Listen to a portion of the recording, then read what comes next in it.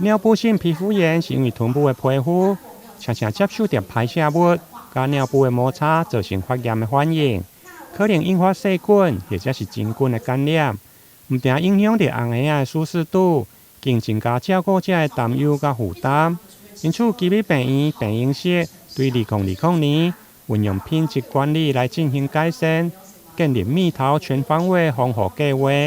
对屁屁的冲洗、擦拭、搞晒臀，唔定有效来预防尿布性皮肤炎，而且佫大大来降低发生率。从我们的一些查证文献查证之后，我们就有发现说，其实小朋友主要就是因为呢，他们的屁屁一直持续的浸润在那个尿布便便啊或尿液里面，然后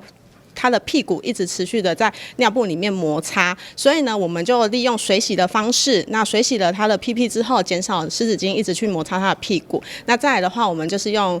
护肤膏的方式，然后就是保护他的皮肤。那再来最重要的就是我们不要一直让他浸泡在他的尿布里面，所以我们就是会适时的帮小朋友做一个亮臀，让他有一个塞屁股的动作，这样子，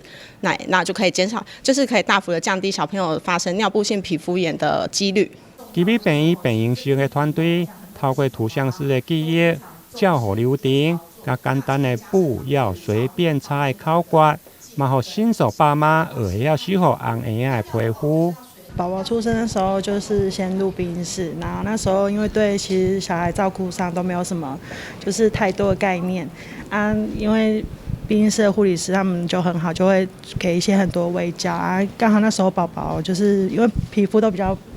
敏感，所以就是因为有一些频繁解便的关系，所以他们都会帮忙就是亮臀。